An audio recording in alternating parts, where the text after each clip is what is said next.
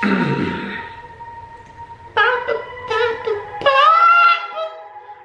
up, guys? Welcome back to a brand new. What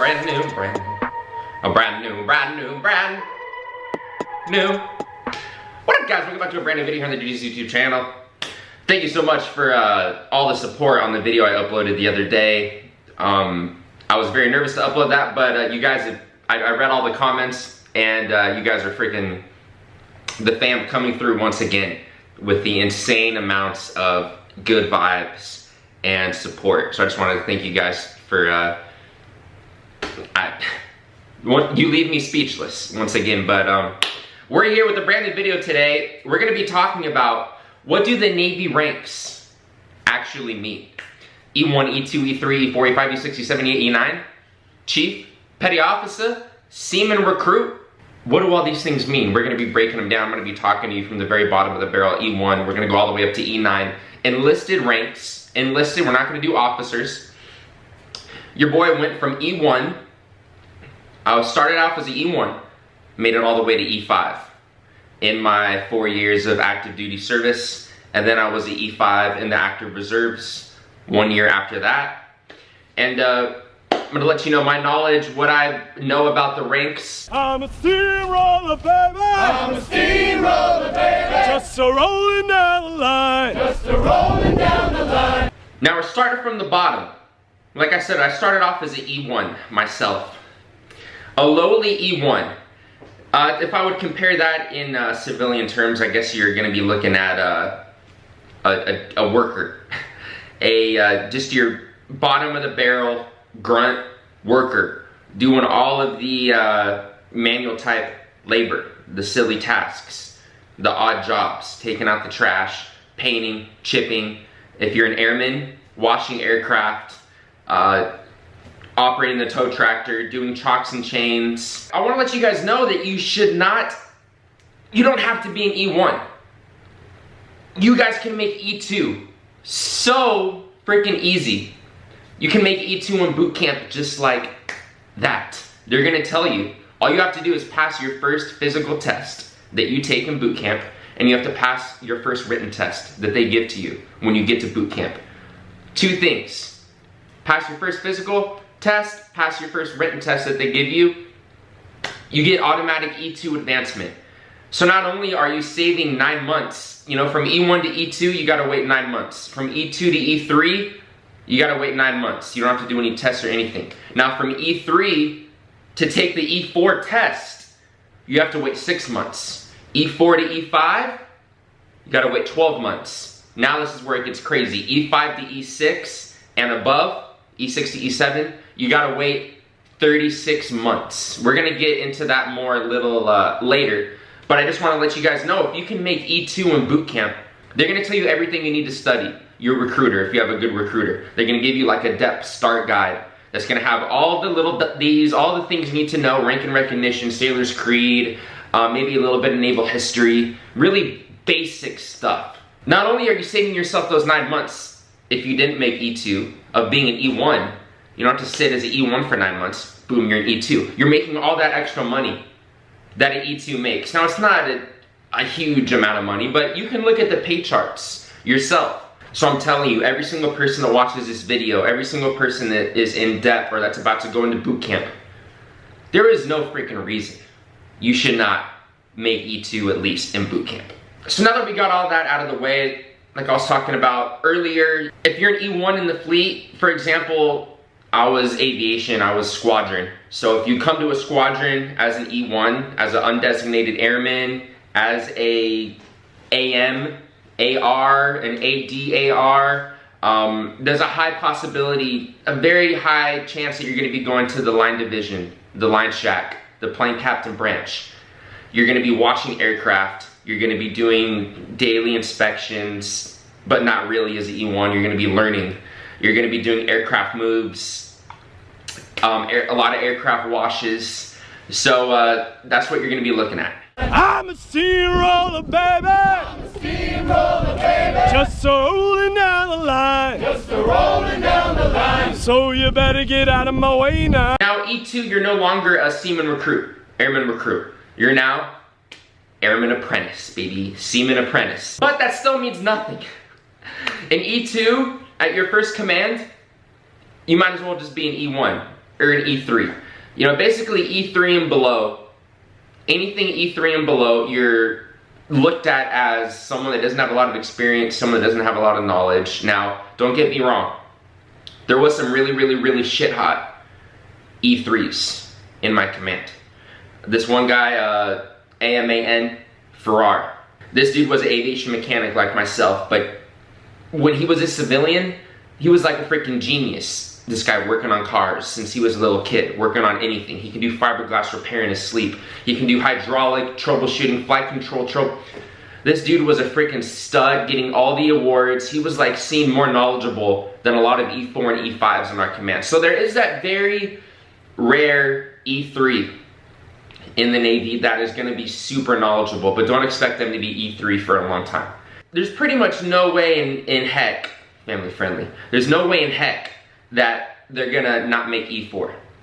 Like you guys know, to make E4, E5, E6, you have to pass a test in the Navy. But also making rank in the Navy depends on your eval. You get an evaluation. Now if you get the best eval, an EP, that counts towards a lot of points towards your advancing. So these shit hot E3 sailors, they're gonna get a really good EP eval. And if they don't make rank for E4, a lot of times you're gonna see the skipper auto E4. He's gonna bring down the skipper power and say, I bless you child, with the E4. Normally the commanding officer, the skipper, can only do that to maybe 2 or 3 sailors. An advancement cycle, per advancement cycle, you're only gonna see 2 or 3 get the blessings from the skipper. If they don't make it, he's gonna, boom! You are shit hot, you are now the rank you desire. It's just a little, Hey! just a little rock and roll. It's just a little, Hey! a little rock and roll. Alright, so now we're out of the junior sailor type thing. We're out of the E3, E2, E1s. Let's talk about E4s. E4s in the Navy, petty officer. Petty officer 3rd class is your E4. Petty officer 2nd class, what I made it up to, that's your E5. Petty officer 1st class, that is your E6. So the rank petty officer, we are a petty officer. I don't really know the connotation, the history of that, but I'm sure there's a deep history behind that. So let's start with E4, petty officer 3rd class. You are not really given huge amounts of leadership. You are seen, of course, smarter than, you know, the E3s, the E2s, the E1s. You might be put in a little kind of minimal supervisor position. For my circumstance, as an E4, I was put in charge of maybe like 6 to 8 sailors in the plane captain branch. So I did have a little bit of supervisory power, but I was only 19, 20 years old. And then when I made E5, I was still 21 years old, 22. So I was a very young petty officer, 3rd class and 2nd class. In a lot of commands, your E4, you're still gonna be doing a lot of the B work, the bitch work. Don't be surprised if you're still taking out the trash, if you're still sweeping, especially if there's a lot of E5s. In some work centers, in some commands, it's gonna be heavy with petty officer 2nd classes. There's gonna be a lot of them. So if there's a bunch of E5s and only a couple E4s and then like a scattered E3 and an E2, you're still not really seen as anything. You're still you could potentially be doing a lot of the bitch work still as an E4. But like we've talked about with the E3s, there is some superstar E4s where people are gonna go to them with all their questions, where they can do all the freaking maintenance. They know how to do everything. I'm a B610, baby. I'm a B610, baby. Just a writing down my lead. Just a writing down my lead. So now E5, petty officer 2nd class. People say this is the best rank in the military. They say this is the best rank in the Navy. Because as an E5, you are seen as someone that has experience. You are seen as someone that can lead and someone that can be in a leadership role. But you don't get everything dumped onto you. If for whatever reason your work center is going to be getting in trouble, you hear this a lot, shit rolls downhill. So E5s, you're kind of seen as a mid-level manager in the civilian terms. You're not exactly the head manager or the head leader, because that's what you're seen as E6. So the reason why E5 is such a good rank, and especially from what I've seen in my experience, if stuff goes wrong in your work center, you're not getting shit on directly. Your LPO is gonna be getting shit on, the E6. He's gonna be getting chewed out by his chief, by the division officer, and stuff's gonna roll downhill from there. But you're not getting the direct attack. Now, if you have a good LPO, if you have a good E6, he's not even gonna really chew you out. You know, he knows that it's probably not your fault directly. It's a lot of the junior sailors in your work center that are gonna do silly things, that are gonna make mistakes. So as an E5, you're kind of in that buffer zone where you're not gonna be getting chewed out from the top of the chain of command, and you still get to be in a leadership role and in charge of a lot of people under you. And you're not having to do all of the sweeping and taking out the trash and doing all this, you know, remedial work anymore. Some E5s, petty officer second classes, like myself, we still like to get out there, work on the aircraft, but we're seen as people with a lot of knowledge, a lot of experience. People come to their E5s a lot with questions. You know, we do a lot of training of the junior sailors, but we're getting protected from all the stuff that's rolling downhill. That hits your E6, what we're gonna be talking to next. Well, I'm a squared away sailor who loves to go get trashed, and if I'm really lucky, they'll send me to captain's mast. So now E6, petty officer first class, the LPO. Normally your E6 is gonna be your leading petty officer of your work center. A lot of E6s, a lot of LPOs that I saw, the really good ones. One of my favorite LPOs, AO1. AO1, he wasn't AO. I know I talk a lot of dirt about AOs, but you gotta love him. Oh yeah! AO1 was my leading petty officer when I was at E4 and E5. He was the type of leader that I wanted to be if I was to stay in the Navy and make E6. People respected him so much. He wasn't the most loud person, but he instilled that kind of like fatherly figure where you wanted to, you know, please him. Not in that way. You wanted to please him and, you know, make him proud of you. You know, like a freaking dad. You wanted to do things, you wanted to work your ass off. I wanted to work my ass off for this guy. I wanted him to be like, oh dang, like, miners, dude, you're doing great work. Like, if he ever said anything like complimenting me, I was like the best thing ever. I'm like, dude, AO1 just recognized me. Like, I feel so freaking good. He was one of those leaders. And that was something that I always tried to emulate, and something that I try to emulate to this day if I'm ever put in that type of position, to be leading by example. So LPOs, leading petty officers, they're in charge of your work center, they're in charge of all the junior sailors below them, they get all the maintenance tasks for the day. They're like your, you know, your manager. Now the tricky part of being an E6 is that you have to start playing the game. If you haven't been playing the game already, you gotta start playing the game now to make chief. To make E7 and above. There's a thing called CPO 365.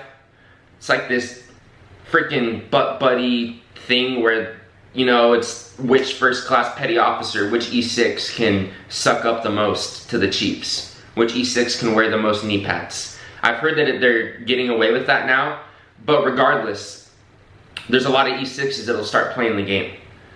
They'll start, you know, sucking up to all the chiefs. They'll start going out of their way to be freaking obnoxious and trying to be the wrong type of leader.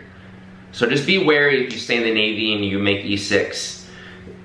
I know you kind of have to play the game if you want to make chief, but try to do it honorably, at least. Just don't be one of those annoying Blue Falcon E6s. And I'll be your best friend until I stab you in the back, cause I'm your shipmate. But I'm alright with that, cause I'm a squared away sailor. Alright, now that we're done with all the E1, E2, E3, E4, E5, E6, now the rest of the enlisted ranks. We got E7, E8, E9. E7, your chief. E8, senior chief. E9, master chief. And then the very, very top, the MCPON, the master chief, petty officer of the Navy. So starting off with your chief, to make E7 in the Navy chief, there's a couple different routes a lot of people take. Some people become RDCs, recruit division commanders. If you do good in Great Lakes as an RDC, A lot of people think that's an automatic ticket to make chief. Some people become recruiters. Archie, I see you trying to make rank out there, Arches. Some people become recruiters though. A lot of people say if you do really good at your recruiting billet, that isn't pretty much guaranteed you'll make chief. A lot of people as E6s to try to make chief, they'll get attached to instructor. They'll be an instructor. You know, you'll go back to A school. You'll go back to Pensacola. You'll go back to A school and you'll be a teacher, an instructor. You know, you'll lead all the kids, teach all the people coming out of boot camp what to do for that type of rate. Also, another way a lot of people make E7 and make chief is do a lot of sea tours. They go out to sea a lot. Back-to-back sea duty rotations. Back-to-back sea duties as an E6, as an LPO, leading your division, leading that command. So once you make chief, once you're an E7, I made a video about this, the 5 different types of chiefs. If you guys haven't seen it, it will be up here. But you're in the goat locker. You're now part of the goat locker. The goat locker, unfortunately, does have some positive and negative connotations associated with it. There have been some very, very good inspirational chiefs that I've come across. One of those chiefs was Chief Fu. He was one of those freaking genius chiefs. This dude made chief in he made chief under 10 years. I think he made chief in 8 or 9 years. He knew the whole aircraft like the back of his freaking hand. He can do any freaking job. He can do every single piece of paperwork you ever thrown at him. He knew every single question. He knew every single admin question, every single aircraft question, any question. Dude, my chief freaking knew it. He was the example of the perfect chief, Chief Fu. He didn't even suck up. He didn't play the games either. You know, he was just on freaking point. But the bad part sometimes about what you hear chiefs and the goat locker is that they hide bad behavior. There's a lot of toxic leadership sometimes in the Navy. Sometimes we get attached to a toxic chain of command, and that sucks. If you have toxic leadership, if you have a toxic goat locker where they're hiding all this bad behavior and they're, you know, helping their brothers and sisters out by hiding all this bad behavior that's hurting all the junior sailors, and they're not being good leaders, that's a bad goat locker. Sometimes you see the skipper, you know, the commanding officer, clean out the goat locker. He'll clean house sometimes. If you have a good skipper and he knows that stuff is sketchy, you know, if the chiefs are being sketchy, he'll freaking clean house. But a lot of times you hear on small boys, on smaller ships, that the chiefs do some really sketchy things. They abuse their power, and it's very unfortunate. But you don't necessarily see your chief all the time. A good chief, though, tries to make an appearance, you know, a couple times a week. A good chief likes to go into the work center, interact with all his sailors. In my circumstance, Chief Fu, I don't know if it was because I was squadron, I don't know if it was because I was aviation, but we saw a lot of Chief Fu. He was always around. We always saw him. But some chiefs, you'll hardly ever see him. You know, they'll pop in once in a freaking blue moon. Now we got E8s, senior chiefs, otherwise known as senior. I would not recommend calling a senior chief senior if you're in a training command or boot camp, but once you get out into the fleet, into your command squadron, you can, you know, most senior chiefs are cool with them being called senior. So once you make senior chief, from what I've heard, all they care about is making Master Chief. How do you make Master Chief? How do I make Master Chief? How do I become a CMC, a Command Master Chief? How do I, you know, be a Fleet Force Master Chief? You know, all these freaking crazy things you can do. The senior chiefs that I came across with in my squadron, they were behind maintenance control. They worked out of the maintenance control desk. They were in charge of all anything and everything that involved the aircraft. They made a lot of the decisions. They're the top of the enlisted leadership. You know, they're experts in everything as well, just like chiefs should be. Most senior chiefs are gonna be really good. I didn't really talk about this before, but to make chief, E7, E8, E9, you have to pass a board. You know, it's not just a test, but there's a huge board that you have to sit on and pass, and it's very, very stringent. It is very difficult from what I've heard, and it's not easy. So there's not really much that I really can say about senior chiefs, master chiefs. I dealt with a senior chief Hatch. I believe now he's a warrant officer. He's now a warrant officer at some squadron. And also I dealt with my command Master Chief Ruiz. who is now like a fleet force freaking, I see him on Facebook all the time. He's like going to the Pentagon. He travels all over the freaking country. He's like up there. So that's pretty much gonna be it. I just wanna let you guys know that my experience might differ from your experience if you guys are surface or submarine and not the Airedale side of the Navy. From what I've heard, as long as you don't go to Virginia or as long as you're not in like Virginia and you're with a squadron, it's pretty lax. The aviation side of the Navy is a lot more lax than the surface side or the submarine side. I don't know why that is. I believe it's because our communities are a lot smaller. You know, for instance, when I was over in Japan or over in San Diego, you know, we're isolated from a lot of things. We're just worrying about our aircraft. We're worrying about our helicopters. We're worrying about doing our own maintenance. Things are really tight knit. You form really, you know, good bonds compared to if you were attached to a freaking aircraft carrier or a huge ship. You know, you're part of like one of the divisions, one of the supply divisions, one of the air divisions on the ship. It's gonna be a lot more military bearing. A lot of military bearing, just because there's so freaking many of you guys. But alright guys, this is gonna be wrapping up the video. This is gonna be wrapping it up. I hope you guys enjoyed this video and understand a little bit more of what each rank means, what you're gonna be expected to do, leadership roles, stuff's gonna be rolling downhill. Just remember, you're gonna be hearing this a lot. Shit rolls downhill, especially in a ranking structure like the military. If you wanna find the sweet spot, become an E5, best rank in the Navy, best rank in the military, E5. See you guys tomorrow, brand new videos every day on the channel. Thank you so much for all the support. We're on the road to surpassing the US Navy YouTube channel. That's the next goal. We hit 50K. Now we gotta pass the US Navy's YouTube channel in subscriber amount.